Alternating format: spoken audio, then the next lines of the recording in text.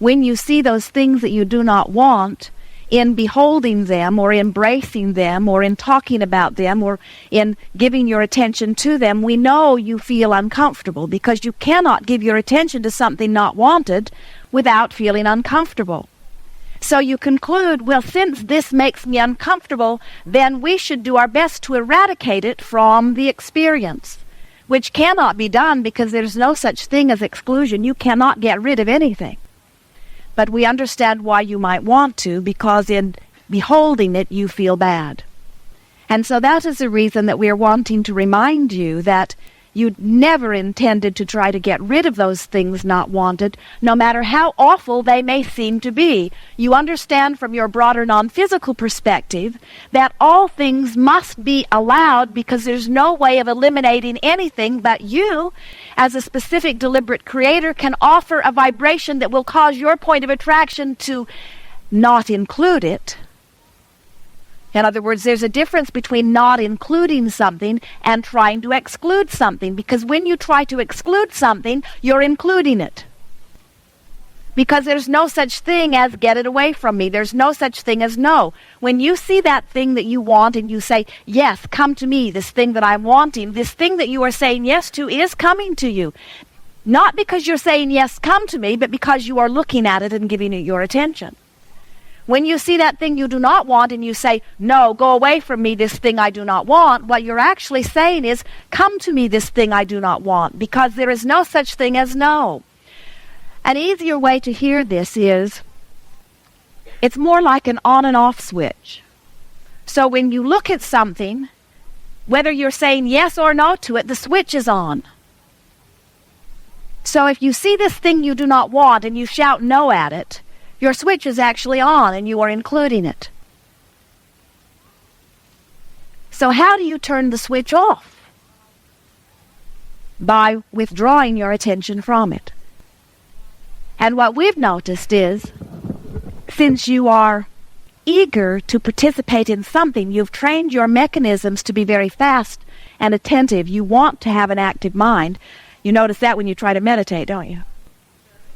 And so when you are wanting to turn the switch off over here, the best way to do it is by turning the switch on over here. In other words, let this thing that you want to shout no at produce within you clarity of what you don't want, and in the same moment it will give you clarity about what you do want, and then turn your attention to what you do want and give your full attention there.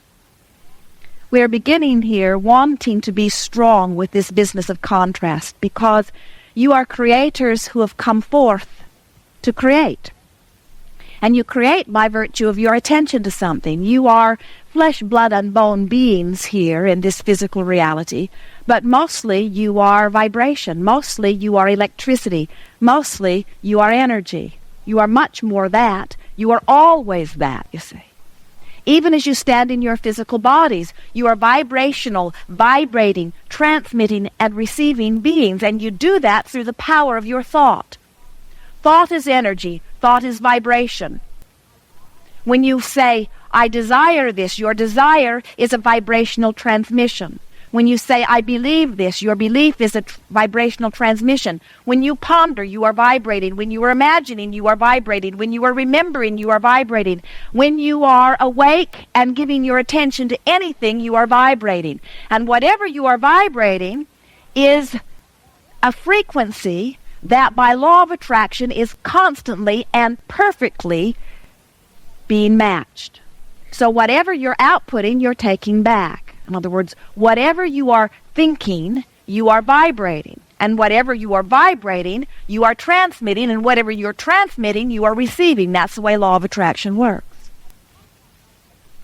As we talk about vibration initially with our flesh, blood, and bone human friends, we feel you feeling uncomfortable about it, because while you have all kinds of electronic mechanisms in your experience, your radios and your televisions and your telephones, and while you understand the end usage results of all of them, you don't understand electricity, but as our friend says, you know how to flip the switch. Well, you have switches that you can flip within your physical experience. In other words, if we were to try to teach you about electricity or about thought transmission or about the way law of attraction perfectly matches the vibration within you relative to every subject so that without exception you are always receiving perfectly identically to your vibrational offering, we would make you nutty. You never intended to be aware of all that vibration. Instead, you intended to be end users. Just like with your telephone, just like with your television and radio. You intended to be aware of what you are doing with your transmissions by utilizing the guidance system that comes forth within you. You see, you are already very good decipherers of vibration, but you are doing it on unconscious levels, and you are sort of end users. In other words, do you know that what you smell with your nose is a vibrational interpretation? But it's not something you're doing on a conscious level. What you hear with your ears is a vibrational interpretation. What you see is a vibrational interpretation. All of your physical senses are your body's ability to interpret vibration. You say, well, I didn't really learn to do that. I was born smelling. Not smelly, smelling. I was born smelling. I was born with my physical senses. And we say you were born with another sense that some call sixth sense. We call it 6th, 7th, 20th, 200,000th, in other words, because it's such an infinite range. But that is your emotional sensor. Your emotions let you know about the vibrations that you are perceiving or receiving or transmitting. Your emotions tell you everything you need to know about these vibrations in this vibrational universe that we are all living. You see, as you stand here, well, you are actually sitting here in your physical bodies. You are extensions of pure positive energy. You are extensions of Source. You are extensions of the you that is eternal. You are extensions of the soul energy or the God force. You are extensions, and you are out here on the leading edge of thought.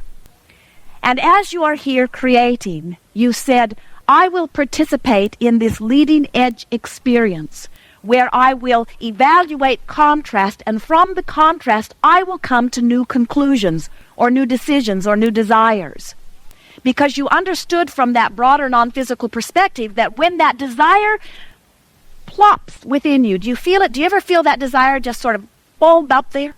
There it is. It's sort of just, all of a sudden it is there. That birthing of that desire that comes from the contrast that you are living is the asking that you all have been talking about when you say ask and it is given. In other words, every time you hold a desire, you are summoning the resources from non-physical source energy to fulfill the desire. Every desire, no matter how small or big you deem it to be, every desire is answered. There has not ever been one that is not answered. Never. Not one. But sometimes right in the middle of your asking, you are vibrationally different from what you are asking. Now, here's what we mean by that. The contrast produces the new desire, and the new desire shoots like a rocket, and non-physical energy sees it, hears it, and responds to it instantly. But what happens very often to you is, as that desire is born, almost in the moment that it is born, you start noticing the difference between the desire and where you stand relative to it. So you often continue to emphasize where you were and the contrast that produced the desire, but you vibrate over here while your desire is vibrating over here. So even though your desire is being answered, you're not getting any of it because you are vibrationally different from your desire.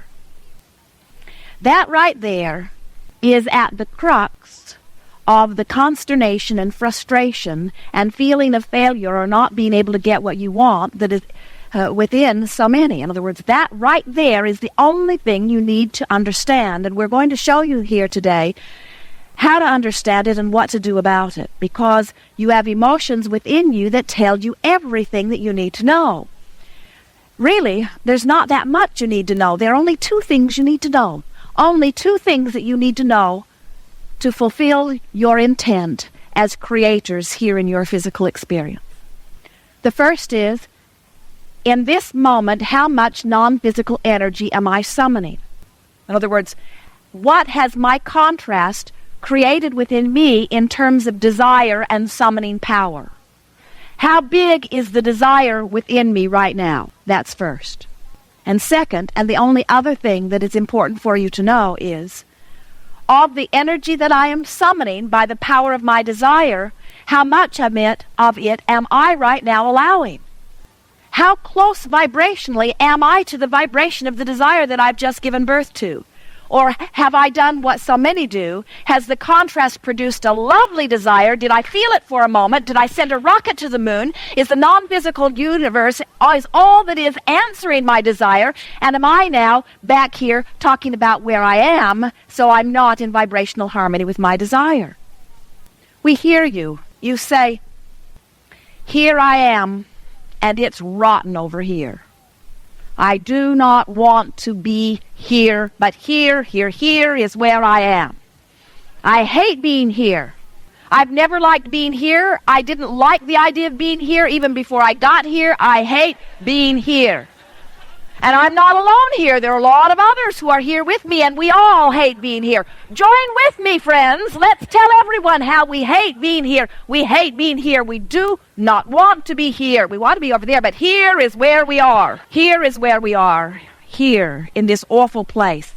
Let me tell you how I got here. Let me tell you all of the turns in the road that brought me here. And let me explain to you how it isn't my fault. It was all of their faults. My mother had a lot to do with it, and the school I went to, and the town I lived in was a big part of it, and I think karma has a lot to do with it. Here is where I am. I'd like to be over there, but here, right here is where I am. And so even though you gave birth to a powerful rocket of desire, and the universe, who always answers when you ask, is answering that desire, you're so busy explaining where you are and offering an intense vibration that does not match your desire, that you cannot receive the thing that your contrast gave birth to. So there are two things you're wanting to know. How big is my desire? And how close am I right now in vibrational harmony with my desire? If you're close, it's coming. If you're real close, it's here. In other words, the universe cannot deny you. Law of attraction says that which is likened to itself is drawn. So if you are offering a vibration, we promise you it is being matched. So this is always true. What I'm thinking and feeling and what I'm getting is always a vibrational match. Always. There is no exception to law of attraction, which makes it a very powerful friend. Because if you are wanting to understand what law of attraction is telling you about your point of attraction, all you have to do is look around and see what's manifesting. Sometimes you come to gatherings like this because you want to learn how to offer your vibration, because you want to be able to control the outcome of your manifestation. And we think that's lovely. That's what deliberate creation is. But we also think that it is a good idea for you to begin to evaluate the content of your manifestation, because it tells you so much about how you're vibrating. You never get it done, you know, and so what you do is you just offer your vibration through thoughts and visualization and rampages of appreciation. You offer your thoughts through workshops purposefully. In other words, you think thoughts on purpose, and then you watch the universe manifest. That really is what deliberate creating is all about. So, you have within you this sixth sense that we were talking about, a vibrational meter that tells you everything you need to know about those two important topics. How much non-physical energy am I summoning right now through the power of my wanting, and all that energy that I am summoning, how much of it am I right now vibrationally allowing into my experience? And your emotions tell you that. We're going to stop in 4 places on this vibrational meter so that you will see what we mean. Actually, there are infinite stops here, but we'll stop in just 4 places. Feel with us the feeling of passion. Passion means, relative to the first subject of how much desire do I hold and how much energy am I summoning, passion means lots of desire right here and now. And relative to allowing, lots of allowing. In other words, when I'm feeling passion, that means contrast has catapulted a strong desire within me. That desire is summoning powerfully, so the non-physical energy is really flowing powerfully to me and through me toward my object of desire. And in my feeling of passion, I'm not resisting at all.